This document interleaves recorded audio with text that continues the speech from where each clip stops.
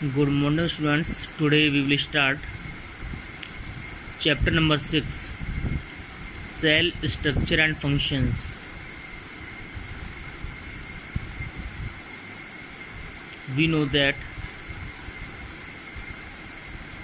tissues are formed from cells and organs are formed from tissues and organ systems are formed from organ and organisms are formed from organ system. Clear?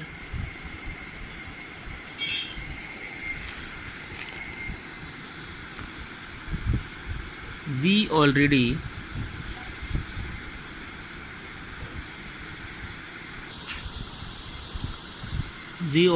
learnt that all things around us are either living or non-living. हम सब जानते हैं हमारे चारों तरफ जो भी चीज़ें हैं लिविंग या नॉन लिविंग है. Further we may recall that all living organism carry out certain functions. सभी लिविंग ऑर्गेनिज्म कुछ फंक्शंस करते हैं. दीज फंक्शंस में involve the use of the body part as well as various organs. और इन functions को करने के लिए डिफरेंट बॉडी पार्ट्स और ऑर्गन्स का यूज़ होता है. The organs present in the bodies of living things are specialized to carry out special task. जो organs होते हैं बॉडी में लिविंग ऑर्गेनिज्म की वो स्पेशलाइज्ड होते हैं स्पेसिफिक टास्क करने के लिए. मतलब डिफरेंट टास्क करने के लिए different types of organs work करते हैं. In this chapter we will learn about the basic structure unit of organ which is called the cell. Basic structure cell के बारे में बात करेंगे हम लोग. सेल्स में बी कंपेयर्ड टू ब्रिक्स. मान लीजिए कोई कमरा है, कमरा जैसे कि बनता है ईंटों से, उसी तरह से किसी ऑर्गेनिज्म की जो बॉडी होगी वो सेल से बनेगी. Bricks are assembled to make a building. Bricks से बिल्डिंग बनती है और इसी तरह से सेल से ऑर्गेनिज्म बनता है.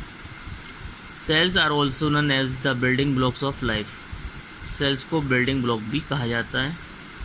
दे आर वेरी माइन्यूट, बहुत छोटे होते हैं ये, and can be observe only with the help of microscope. इससे हम लोग सिर्फ माइक्रोस्कोप्स की हेल्प से ही देख सकते हैं.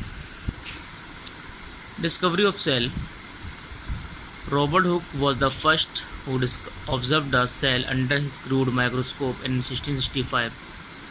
सेल को सबसे पहले रॉबर्ट हुक ने 1665 में अपने क्रूड माइक्रोस्कोप से ऑब्ज़र्व किया था. ही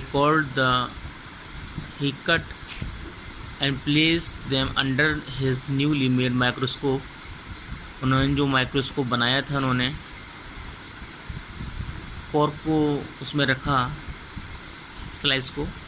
he found that it was made up of small boxes like structures. और वो छोटे छोटे बॉक्सेस से मिलकर बना हुआ है. The boxes were separated from each other by a partition. और सभी बॉक्सेस एक दूसरे से अलग थे, सबके बीच में एक पार्टीशन था. उन्होंने हर बॉक्स को नाम दिया सेल.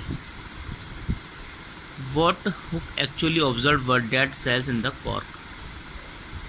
उन्होंने जो सेल की डिस्कवरी की थी वो डेड सेल्स में की थी, कॉर्क की डेड सेल्स में.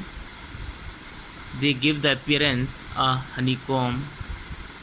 और उसका जो अपीयरेंस था हनीकॉम की तरह था, जैसे कि मधुमक्खी का छत्ता होता है. Even 150 years after Robert Hooke discovery, 150 साल बाद, not much was known about the cell. अभी भी सेल के बारे में ज़्यादा नहीं जानना चाहता था. Until microscopes with high magnification were made. उसका माइक्रोस्कोप तैयार किए गए जिनका मैग्नीफिकेशन ज़्यादा था. Today they are so powerful. इतने पावरफुल होते हैं that we can even see an object as small as the 1000th of a millimeter. 1000th of a millimeter, किसी मिलीमीटर का 1000th पार्ट भी देख सकते हैं. So now even the smallest detail cell can be studied under an advanced microscope Anthony Phillips von Leeuwenhoek is considered to be the first microbiologist.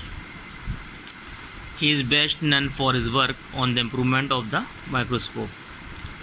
Leeuwenhoek ने pond water में इस sample में सबसे पहले लिविंग सेल का observe किया था अपने माइक्रोस्कोप से। क्लियर।